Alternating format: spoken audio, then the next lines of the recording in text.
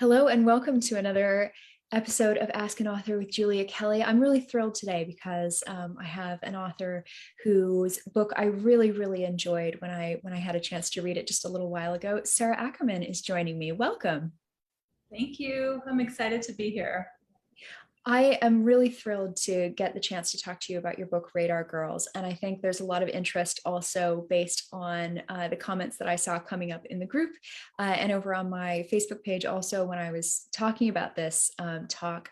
Can you tell us a little bit about Radar Girls and this book that people are so thrilled about? Sure. So this is my book, Radar Girls. It is my fourth World War II historical novel set in Hawaii. And this one is set just after the attack on Pearl Harbor.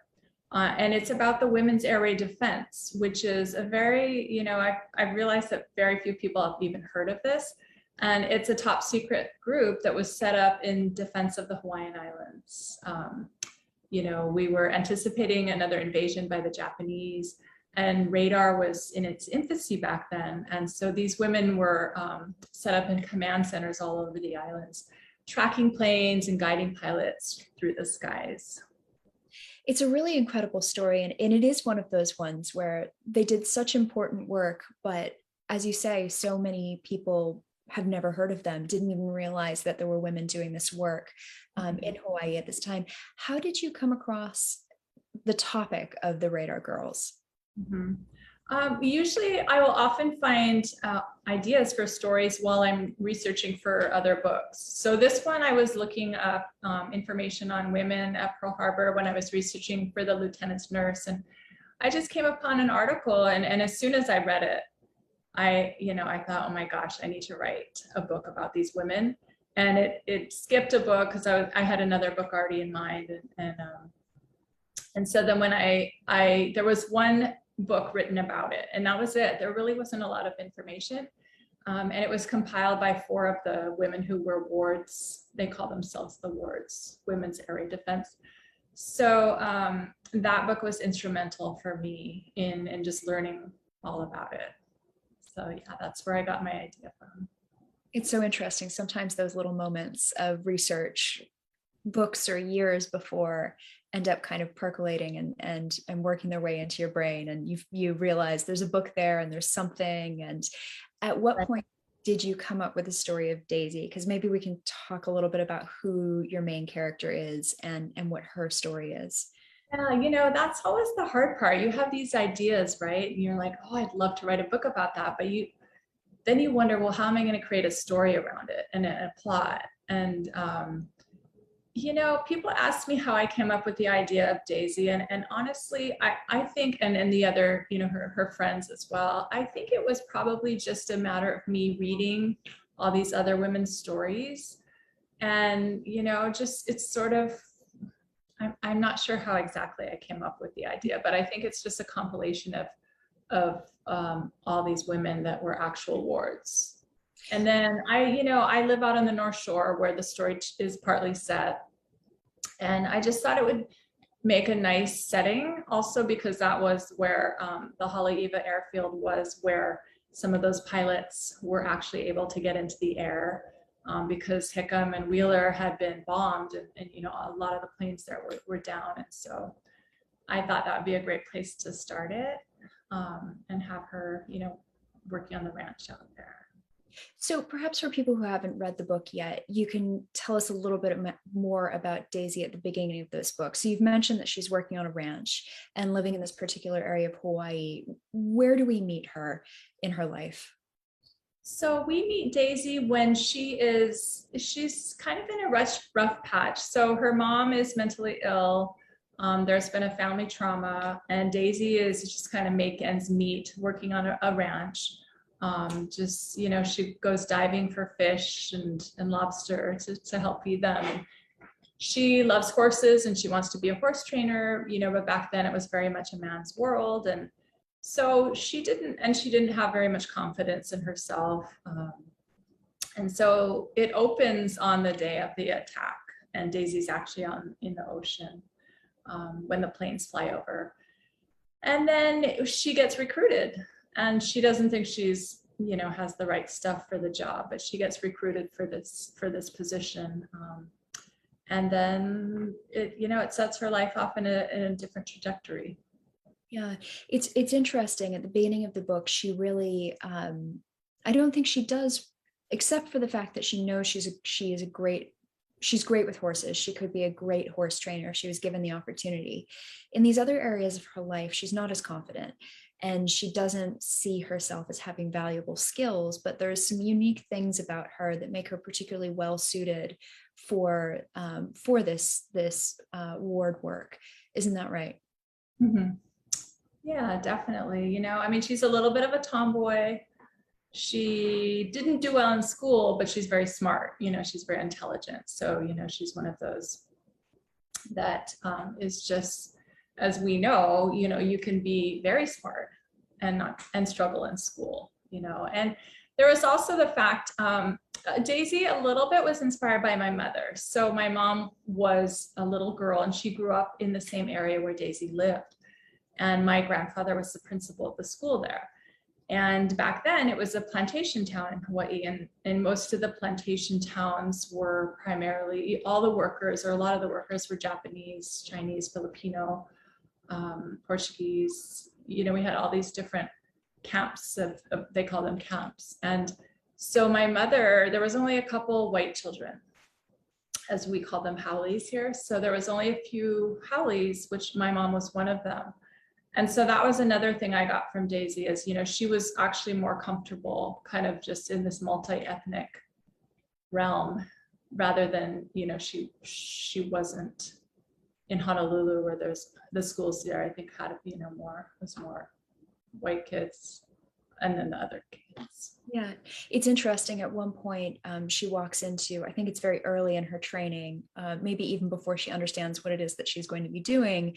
And she comments on the fact that there are mostly white women there, and there's a real divide. And I saw it as maybe a social and class divide between the women who she sort of has known previously through this ranch, the ranch owner's daughter and sort of her friends, and then the other women who really form this found family for Daisy later on in the book. Mm-hmm. Yeah, definitely. It's fascinating. Did you intentionally want to bring in a bit of that social and class tension there? Well, I think if you're writing in Hawaii, it's always just a part of the story. I just try to portray it how it is, and so that's naturally going to be there. Just because we have, at that point during the war, we were more than half of our population was Japanese, more than half. And so that's just how it was. Yeah, it's really interesting. And of course you meet different women with different backgrounds. So she has a core group of friends around her in this book. Can you talk a little bit about who those women are and sort of what their stories are? Because we do get quite a bit of them as well. Yeah, so I wanted to portray because the Women's Air Raid Defense was made up with of a broad kind of group of women. So we had a part Hawaiian woman who was a university student, and then we have a Chinese woman who was born in Hawaii, but her parents were immigrants, and then we have a military wife, because a lot of the women were also military wives that were here from the mainland.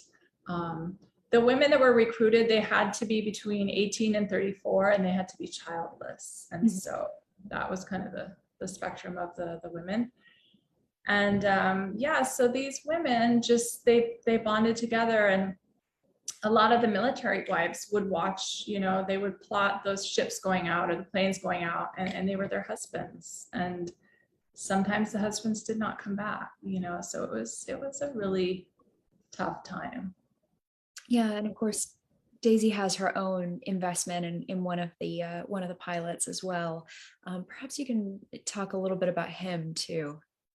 Okay, well, Walker Montgomery is the son of the businessman who also owns a ranch, and they live by Daisy. And his father is also Daisy's employer.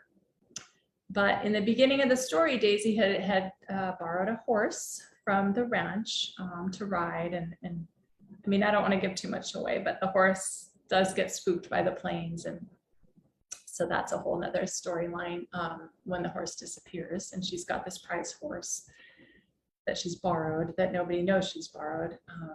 But anyway, so she ends up getting rides into the training with this son of the businessman and her boss, and they form a relationship. You know, they become friends and then possibly a little bit more. But I don't want to give all that away either. Well, without giving too much away, it's interesting because he's really the first person in the book, I think, that we see who really sees her for being an intelligent person in a way that she's not able to see herself, see in herself. And it's interesting that he's sort of the cheerleader, but he's very aloof at the same time. Mm-hmm. Yeah, and I think having seen her at the ranch with the animals, you know, he gained a real appreciation for her,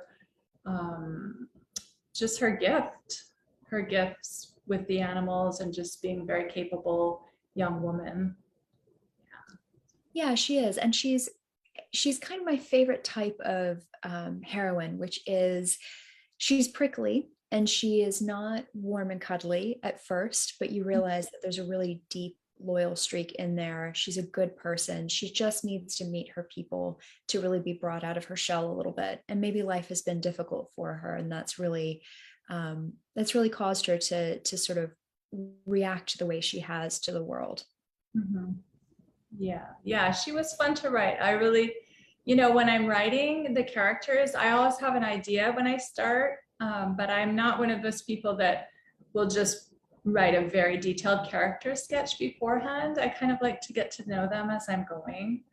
That's interesting. And then so in my second draft, I'll often kind of have to go in and layer a little bit more in, because, you know, by halfway through or 3/4 of the way through is when I feel like I start really knowing them. Yeah. So do you go in with a sense of, you know, where they're coming from, what their personalities are like at all? Or is it really just you're writing and developing and maybe making a note of, I might need to go back and fix that eventually? And no, I definitely go in with a sense for sure. But also a lot unfolds as I'm writing. And my editor they're always pushing me in the beginning, you know, without synopsis to write, you know, they're always pushing for more, and, you know, they want their character arc and stuff. Mm-hmm. So I do the best I can, but, you know, it changes as you're writing. You know, what you think is going to happen and then what really happens. It's the secret about synopses, I think, that people learn as they go on is, you know, so long as you have a book contract, the book can change a bit if it needs to. So long as you're still giving them a historical fiction set in this general time and it's kind of in the same zone, right. I think often has some flexibility there. Yeah, it always changes, but at least you have something to go by. Exactly. Yeah, you have a bit of a path for yourself. Right. I was curious about some of the work that these women did. Maybe you could go into a little bit more detail about what exactly they were doing. And I don't I don't expect you by any means to sort of give us a lesson on how radar worked and how plotting worked, but why was it that this job was so tense and so intense when they were actually on their shifts? Mm-hmm. Well, initially, you know, it was a brand new technology for us in the war. And even when Pearl Harbor was attacked and the, you know, Station Opana did pick up the planes coming in, and we thought they were our bombers coming in. We didn't even know what to do with the information. And so I think it was really important, first because it freed up the men to go off to fight. And then there were hundreds of women, you know, there was hundreds of these wards that were working. And so they were staffing centers on all the islands.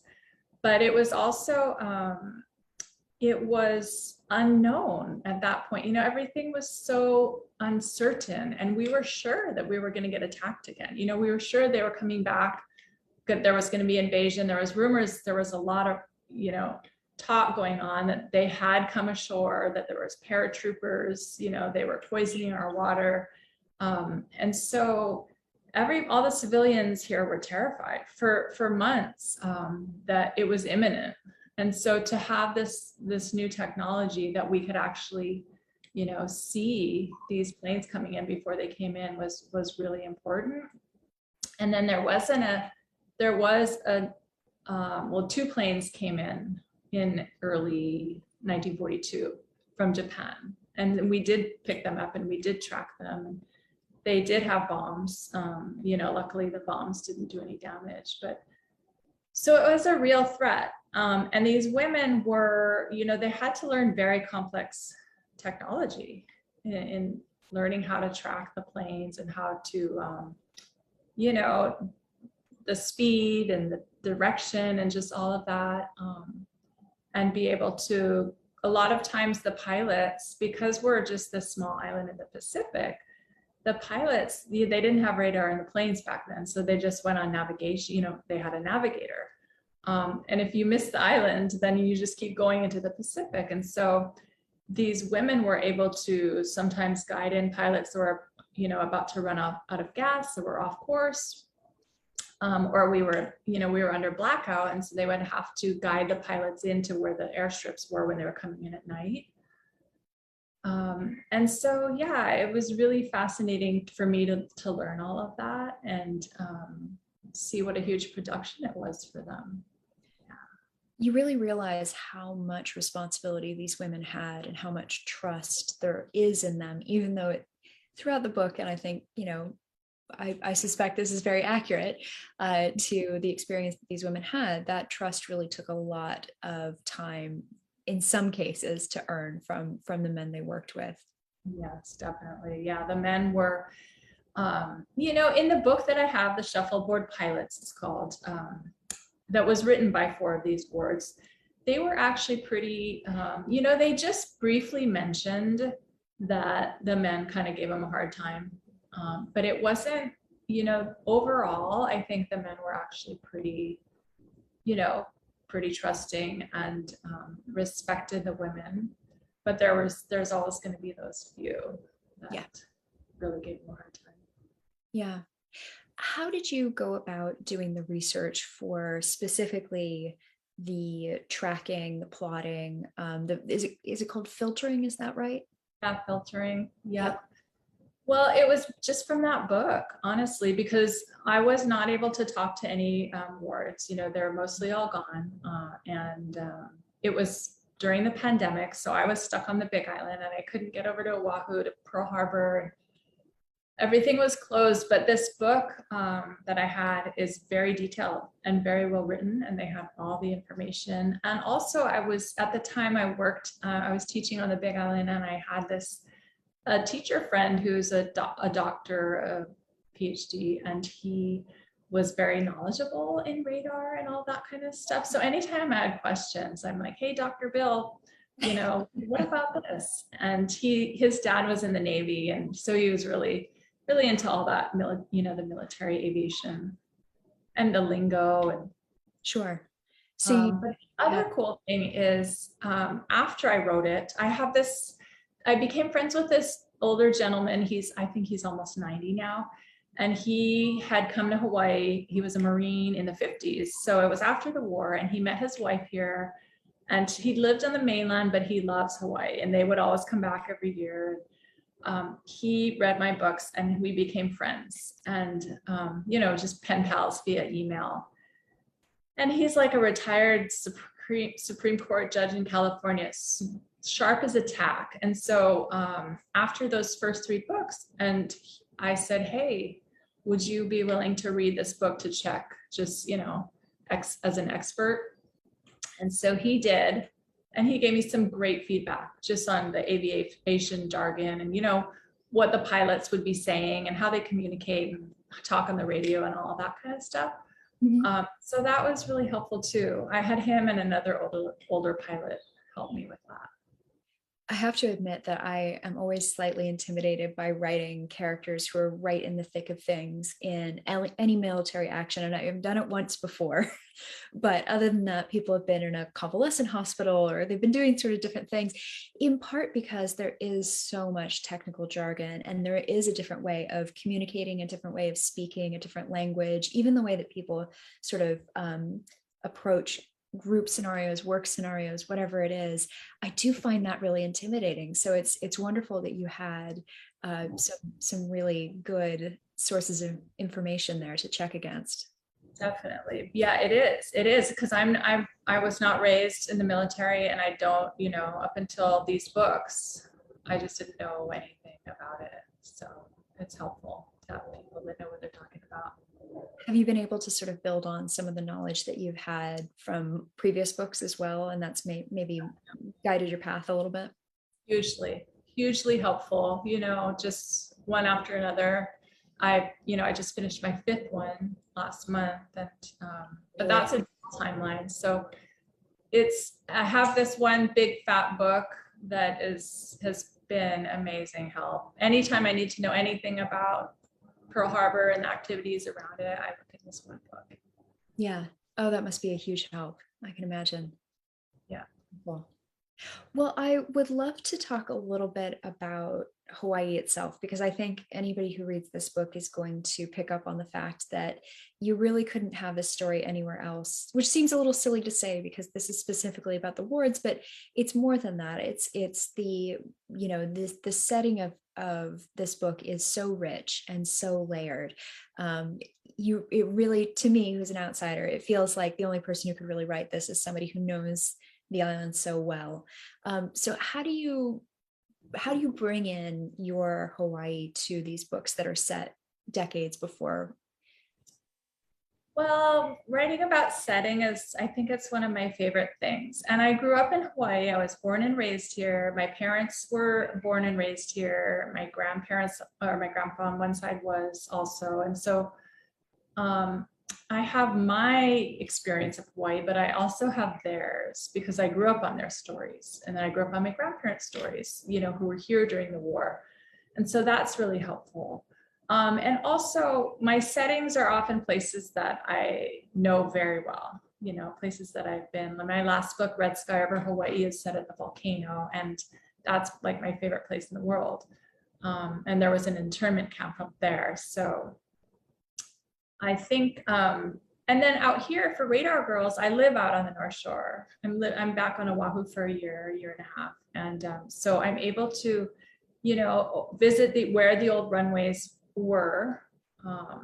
And yeah, I feel like I'm a sucker for books with good imagery. So I love to include what it smells like, what it sounds like, details, that people wouldn't know unless they live here, like what months is the ginger blooming, because if you don't live here, you might write about the ginger blooming in, January, and there's no ginger blooming in January. It's the summer months, that kind of thing. I just feel like it's really helpful to be here. I don't know if I could really write a book set somewhere where I wasn't really intimately familiar with it.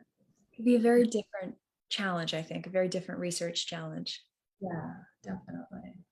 You mentioned that you're also pulling in some of your grandparents' versions of Hawaii. I can imagine there's been a lot of change in 80 years or so.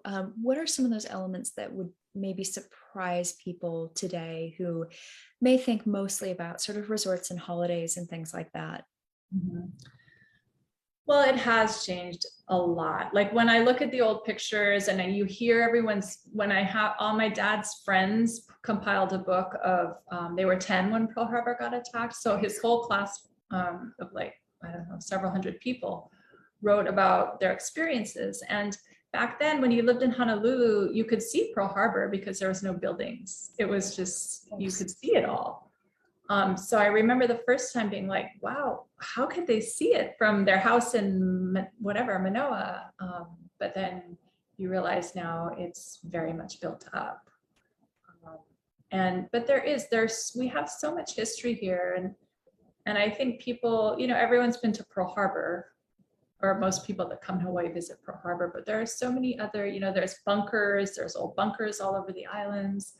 There's the internment camp at the volcano. There's just a lot of history that if you even just try to look into it a little bit, you can find it. Yeah.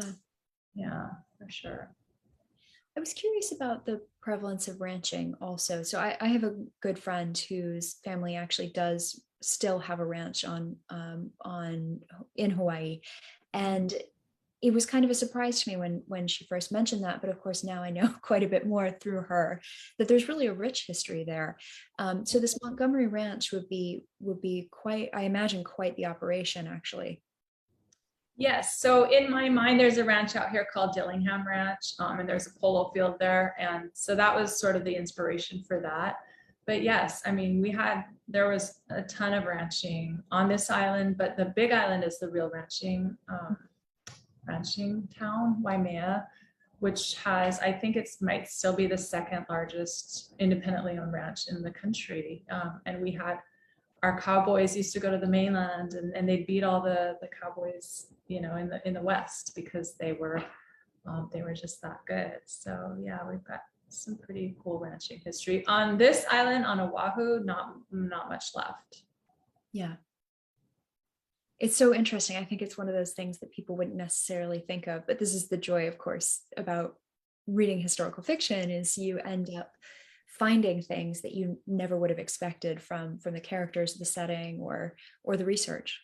Yeah, like I have an old book. I just got this old book. My neighbor had shared with me a 1968 book about Hawaii, and it's very old pictures. And I found this wonderful picture of Kapiolani Park, just in Waikiki, in the very early 1900s. And it's just a huge flat expanse of the park with thousands and thousands of people there they had horse races, and they had, for polo and stuff. And I mean, it was a huge thing back then, and nobody would, I was really surprised myself to see that. So there's a lot of fascinating history. Yeah, we have a question actually. Sharon feels appropriate to ask this right now. Sharon wants to know, do you know a lot about horses yourself? She really liked hearing about the history of the ranch and the story. Well, it's interesting. I have ridden horses, since I was a girl. I've ridden on the Big Island. My friend's family had a few horses, but I'm not like a horse expert at all. But I do love them, and they seem to make their way into a lot of my books, which is interesting. I Interesting. have one unpublished novel it kind of has horses as more therapy horses. How horses are very healing. And so that was one. And then I have, in Red Sky over Hawaii, they also have some kind of wild horses that they're taming. Yeah, I love them, but I'm not a horse expert. Well, there's certainly a lot there, and I think it's very impressive in reading that, realizing that you don't consider yourself an expert, because it read very, very true, I think. Okay, that's good to know. We have a few questions. I figure we'll do a couple of these, and then I would love to talk to you a little bit about your writing process as well, because I think there's always interesting things to learn there, especially for me personally, being a writer as well. But before that, Christine says, I adore the cover. Do you have any input on your covers? She says, I love how the girls are just hanging out casually in the plane. Mm-hmm.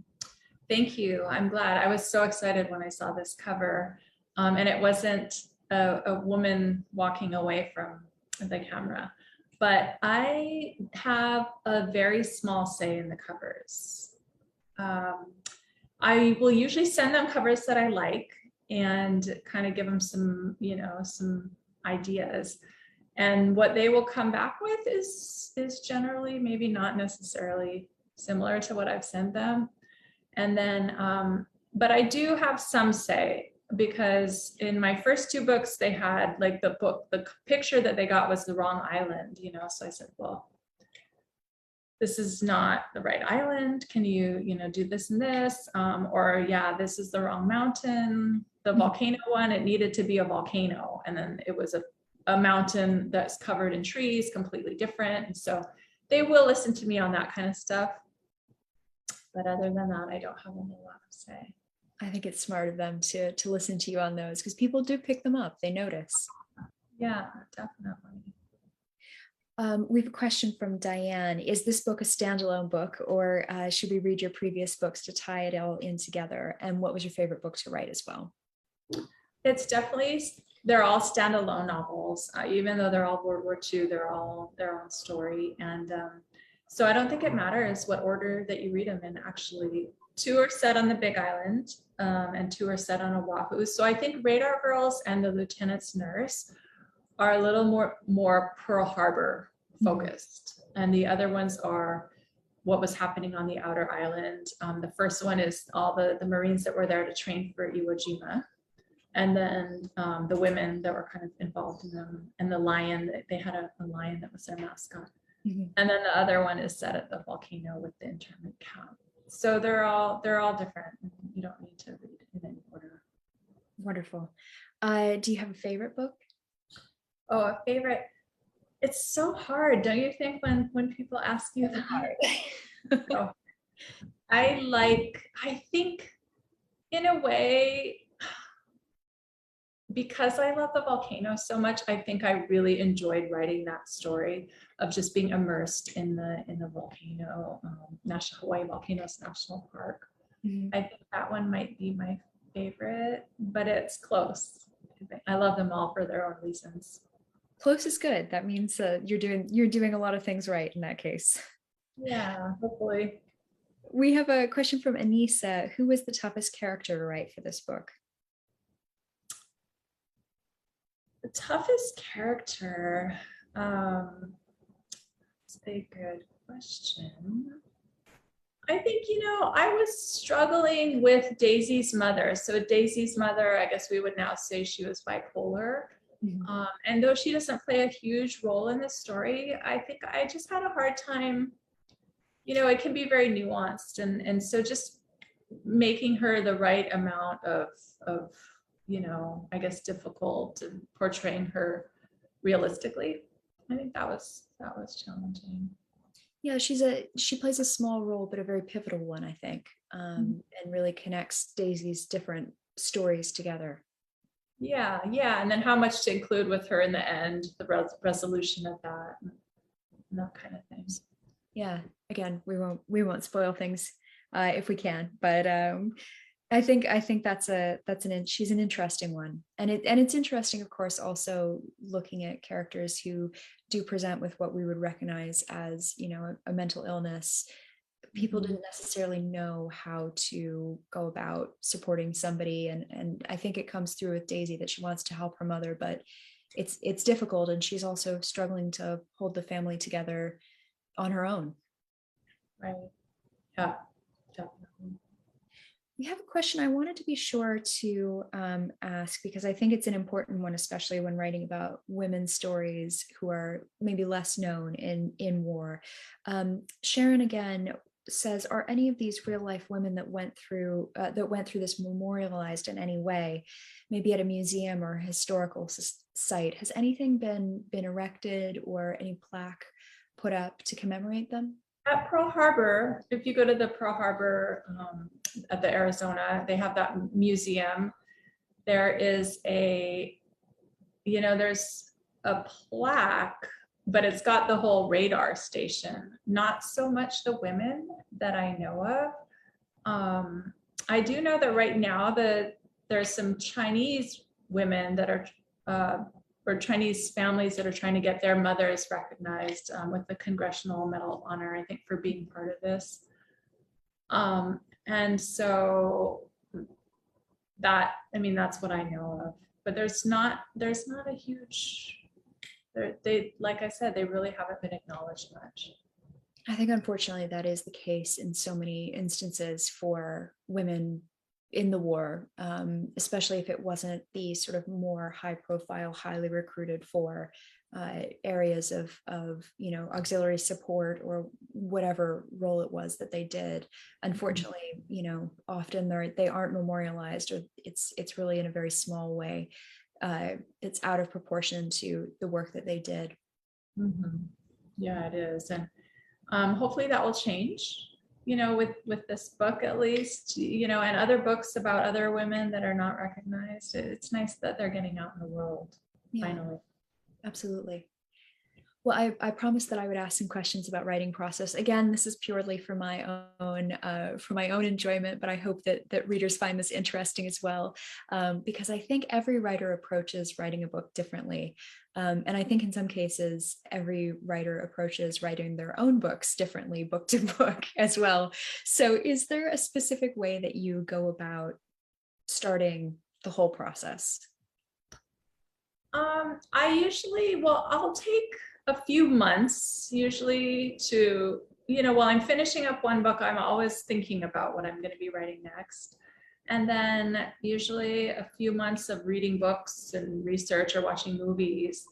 And then I used to be more of a pantser, I would just, before my books that are not published, because I wrote 3 books before I got an agent on my 4th book, and those are all unpublished. And, I kind of would just sit down and write, and I really enjoyed that.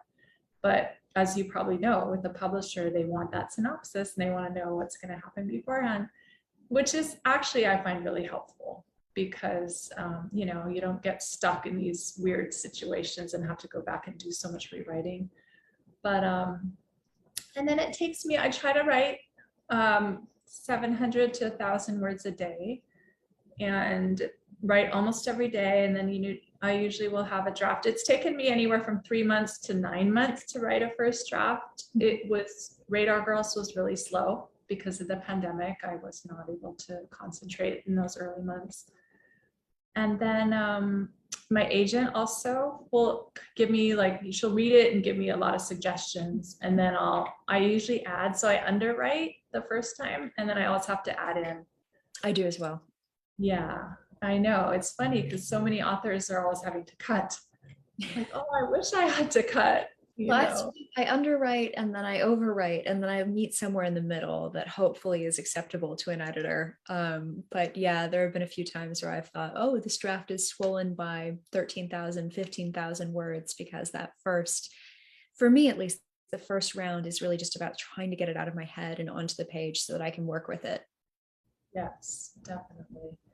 And, I just love editors. I think I love having someone kind of tell me what to do or point things out, because it gets to that point where you're just saturated and you just think, I don't know. I don't know. This is all I can do, and please help me. Mm-hmm. And so it's really great when, you get those suggestions and here, put this here, or you need to work on this. And then the book is always so much better after that. Yeah, I agree. I think the editing process is a really, at least I find it to be a really beneficial one. It's one that I really enjoy, which I think some people stare at me like I'm crazy, and some people nod their head emphatically and say, "Yep, absolutely, I completely get it." Yeah, I like it too. I really do. I mean, at first, when you get that first edit letter, it's completely overwhelming and you think, oh my gosh, how am I ever going to do this? And then slowly you chip away at it, and it's fun. It's almost like doing a puzzle, working all these things in. I think so as well. It's, you have to take it one piece at a time, and I edit out of order. I write in order and then I edit out of order, kind of tackling the biggest problem area first. And I find that really helps me knock out other things along the way. But again, everybody does things differently. So That's again, interesting. some people think that just sounds terrible.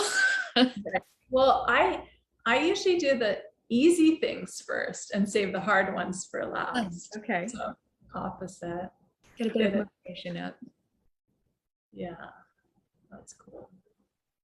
So when it comes to the story of getting published, would you mind sharing a little bit more about the process? Because I think sometimes there's a misconception that you write a book and you send it to an agent. The agent says it's amazing, I love it so much, and then they send it to a publisher and it's the first publisher, and the publisher says it's amazing, I love it so much, I want to buy it for a whole bunch of money. And that's just so rare in publishing. But I think even though people do mention, it takes time and all of those things, we don't necessarily talk about those stories as much as maybe we should as authors. Yes, and I love those stories. And when I was, just starting out, I loved reading those stories because that's what kept me going, I think. Yeah, I was I had been a teacher, a school counselor, and then I was in acupuncture school when I kind of ready to switch careers. When I started writing, that was when I finally had time to start writing. And I had no idea what I was doing. You know, I didn't have a degree in you know, MFA or anything. And then, but I always loved writing and I always wrote poetry. You know, I had written poetry my whole life. And so I wrote 3 novels. And in that time, I was going to Santa Barbara Writers Conference, which was amazing. And just getting feedback and getting help. And I kept saying, this might be the worst book ever written, but at least I wrote it. You know, I was so happy that I actually finished a book. And then after the first one, I would queried it and got nowhere. The next one, I just started a new one because I had an idea. And then with the fourth one, I had to actually, I got some, you know, full requests and some feedback on my fourth book, which is Island of Sweet Pies and Soldiers. But I still wasn't getting any offers of representation. And so I hired an editor, a freelance editor. And then after that, I got my agent. And then we got, you know, she helped me work on it. And then 6 months later, I think we submitted it and we got an offer. And so that was exciting. And it wasn't the $1 million offer at all. The other misconception, of course. But, yeah, you know, and I wasn't on the New York Times bestselling list, but I had this goal. I knew when I started, I said, I'm going to give myself 10 years to get published. And I got published in almost 6 years. And then, and I had a post-it on my door that said patience and perseverance. And that's still my motto. You know, I felt like it really helped me just keep going, because you know that it's a long game for most authors. It is. And I think it can be very tempting sometimes to try to take shortcuts, whether a shortcut looks like, you know, working with an agent that's not right for you, or, you know, writing in a genre that you don't really love and don't really feel passionately about because it's whatever's hot in the market. You know, there are sort of different things that people try to do, and I don't think there's anything wrong with trying a lot of different things and admitting maybe this didn't work as well as it could have. Maybe this was stronger.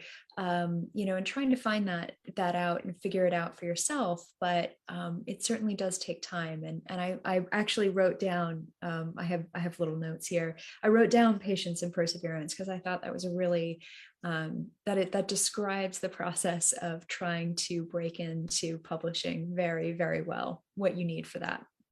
Yes, most certainly. And I think, let's see what I was going to say. One more thing about that. I think you just have to really love it. You know, you have to, it's with all the authors I know that keep writing, it's this thing where you just have to do it. And you just are going to keep doing it no matter what.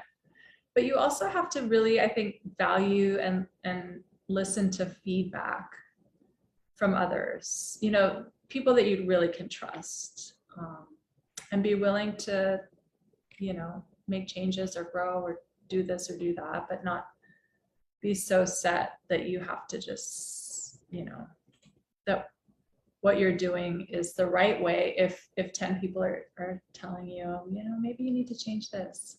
Because I had there were people like that I encountered in the workshops at the writers conferences, you know, and I think, oh, you know, you're gonna have a hard time if you can't listen to other people.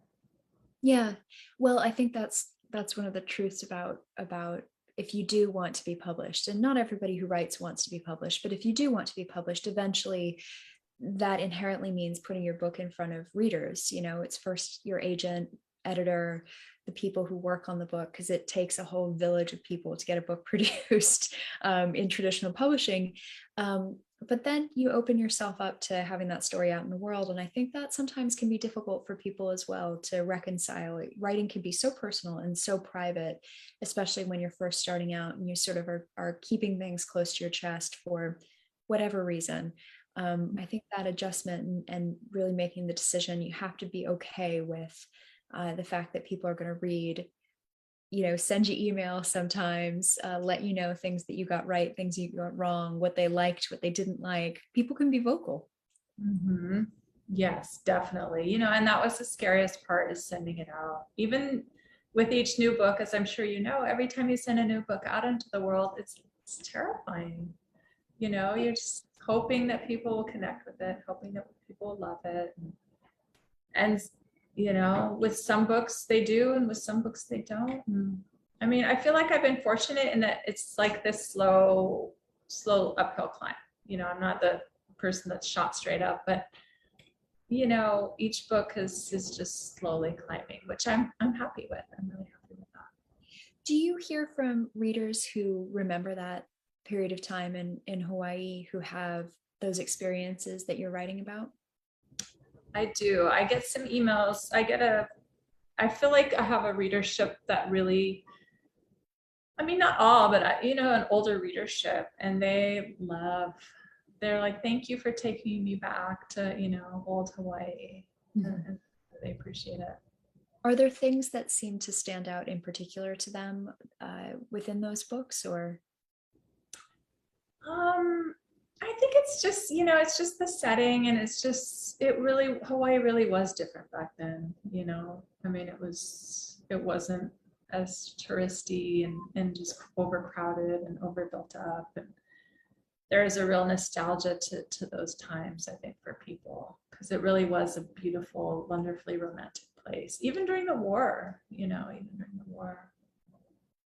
Yeah, it's interesting. And within the book, you get pockets, moments of real joy and fun. And, you get opportunities to breathe and have those friendships shine through. And I think that's always one of my favorite parts of books about women in the service, because you do realize that for some of these women, it was a way to not only contribute to the war effort, to whatever their grand motivation was. It was also a way to meet people and to find women who were having a similar experience to them and bond over that. Mm-hmm. Yes, definitely. And in my resource book, there was, and it's full of pictures too, these great pictures of these women, so serious and yet also having so much fun. And they had such a great sense of humor, you can just tell. And I really appreciated that. And I think that's what got them through it, Yeah. bonding together and having a sense of humor. And I mean, that's what gets us through these really hard times. Yeah. Oh, wonderful. Well, I would love to, I'm so sorry to do this, but put you on the spot for a moment and ask you if there's anything that you've been reading and really enjoying. I know everybody who watches is always looking for more things to add to their to be read shelf and to hopefully pick up next. So is there anything in particular that you wanted to recommend today? Well, they probably all read your book, but like I told you earlier, I'm reading your book, The Last Garden in England, which I love. Aside from that, I recently read The Last Checkmate, which comes out in October by Gabriella Saab. And, they're kind of pitching it as Queen's Gambit, but it's set at Auschwitz.